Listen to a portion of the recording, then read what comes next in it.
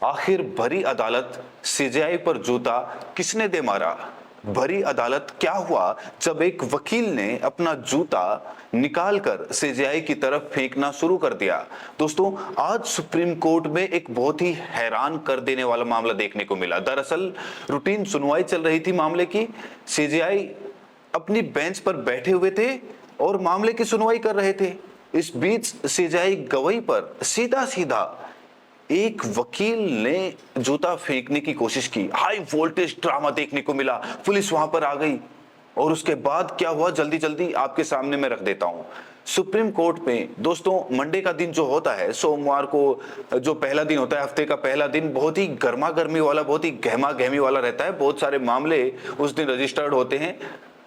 तो जो सीजेआई थे वो अपने मामले की सुनवाई कर रहे थे लॉयर्स के बीच। इस बीच एक लॉयर, एक वकील पास आए और उन्होंने अपना जूता निकाला, पैर से निकाला और उसके बाद जज की तरफ फेंक दिया, सीजेआई की तरफ फेंक दिया। मतलब सीजेआई बैठे हुए हैं अपनी बेंच पर, सुनवाई कर रहे हैं, रूटीन सुनवाई। एक वकील आते हैं, जूता निकालते हैं और सीजेआई की तरफ फेंक देते हैं। हालांकि इस पूरे मामले में जो वहां पर सिक्योरिटी पर्सनल थे, जो सुरक्षा में लगे लोग थे, उन्होंने तुरंत मामले में एक्शन लिया और जो लॉयर थे, जो वकील थे, उनको वहां से बाहर कर दिया। हालांकि यहां पर एक बहुत इंपॉर्टेंट बात निकल कर आई है दोस्तों। खबर के मुताबिक जो वकील थे वो जब वहां से निकल रहा था, जिसने जूता फेंका सीजेआई की तरफ, उन्होंने ये कहा है कि सनातन का अपमान नहीं सहेंगे। अब आप कहेंगे इसमें सनातन कहां से आ गया, कौन से मामले का यहां पर जिक्र हो रहा है दोस्तों? तो वो मामला भी मैं आपको आगे बताऊंगा, लेकिन उसके बाद कोर्ट रूम में कैसा ड्रामा हुआ वो भी मैं आपको बता देता हूं। पहले जब ये सब कुछ हुआ, उनकी तरफ जूता फेंका गया, सीजेआई आराम से बैठे हुए थे, अपनी जगह ही बैठे रहे, वो हिले भी नहीं अपनी कुर्सी से। और पुलिस, जो भी सुरक्षा के लोग वहां पर मौजूद थे, वो उस वकील को यहां से ले गए।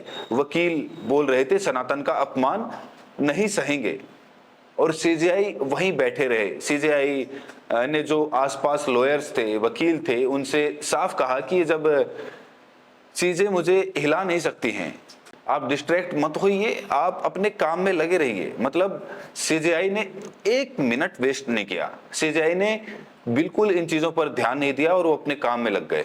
उन्होंने साफ तौर पर कहा कि don't get distracted by all this, इन सब चीजों से आप डिस्ट्रैक्ट मत होइए, हम डिस्ट्रैक्टेड नहीं हैं, ये सब चीजें मुझे प्रभावित नहीं कर सकती। These things do not effect मी।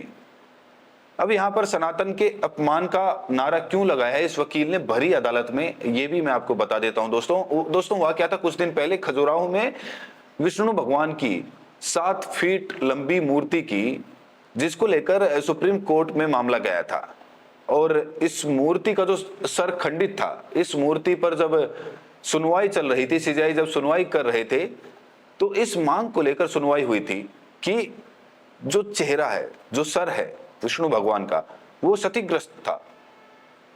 तो जो विष्णु भगवान का चेहरा है वो फिर से स्थापित किया जाए, ये उसकी मांग थी याचिकाकर्ता की, फिर से उसको दोबारा से बनाया जाए।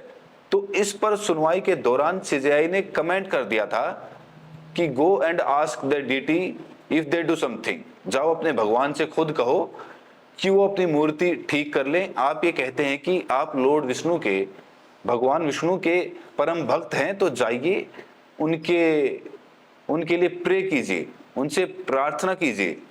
ये आर्कियोलॉजिकल साइट है और एएसआई का ये काम है, एएसआई करेगा, मैं इसके लिए परमिशन नहीं दे सकता।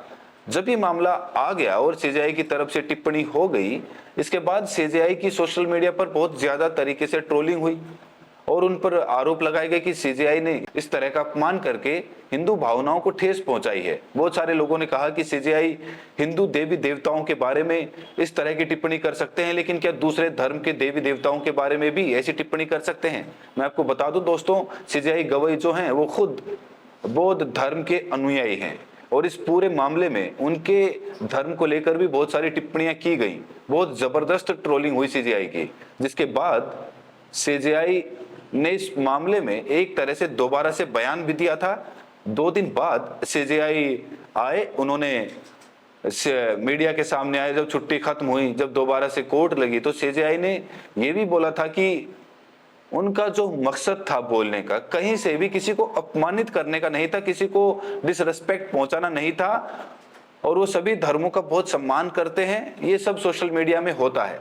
सीजेआई ने उस तरह से आप कह सकते हैं इस मामले में अपने ही तेवर टिप्पणी को लेकर सफाई दी थी, लेकिन अब एक वकील भरी अदालत में सीजेआई पर जूता फेंकने की हिमाकत करता है।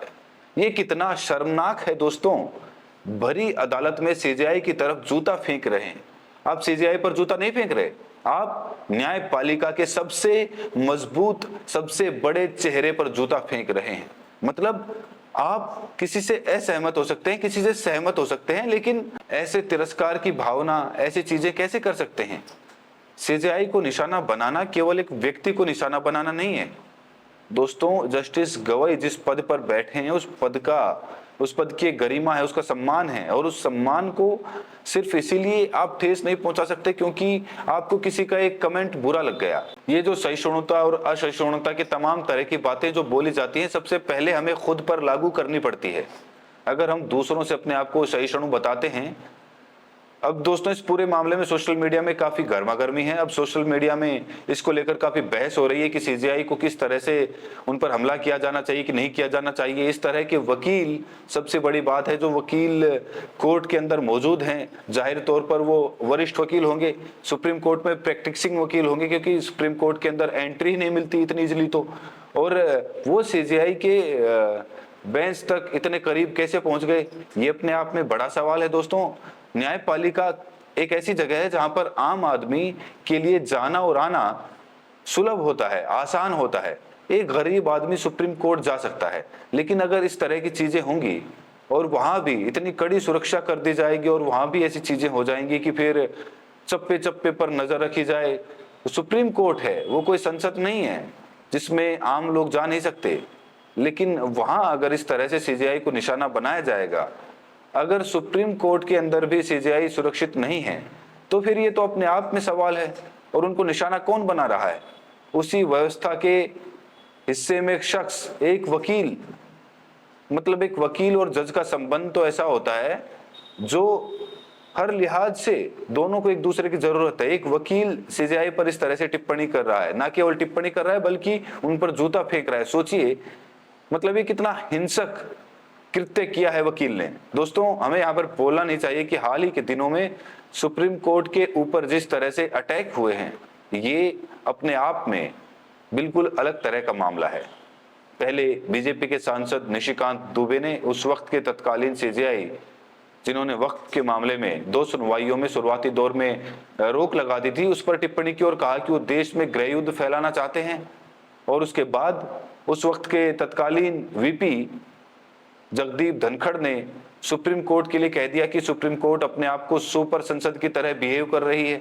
तमाम तरह की आप देखिए सुप्रीम कोर्ट पर कि कितनी ट्रोलिंग हुई सोशल मीडिया में। सुप्रीम कोर्ट को सुप्रीम कोठा कह दिया गया सोशल मीडिया में। जब वक्फ वाले मामले में सुप्रीम कोर्ट ने पहली दूसरी सुनवाई में ही साफ तौर पर रोक लगा दी थी कुछ विवादित मसलों पर, कितनी जबरदस्त ट्रोलिंग उस वक्त के सीजेआई की हुई थी। और अब ये तो कहीं ज्यादा है ट्रोलिंग से। मतलब एक वकील की इतनी हिमाकत कैसे हो जाती है कि वो भरी अदालत में सीजेआई पर इस तरह से अटैक कर सके। इसमें मैं तारीफ करूंगी सीजेआई की कि उन्होंने बहुत ही ज्यादा अपनी कामनेस, अपनी शांति का एक परिचय दिया है। लेकिन ये हम एक समाज के तौर पर हमें सोचने की जरूरत है कि किसी की बात पर सहमति या असहमति रख सकते हैं, लेकिन वॉयलेंस का रास्ता किसी भी हाल में हमें अख्तियार नहीं करना चाहिए। दोस्तों इस मुद्दे पर आप क्या सोचते हैं, कमेंट बॉक्स में जरूर बताएं। बहुत बहुत शुक्रिया।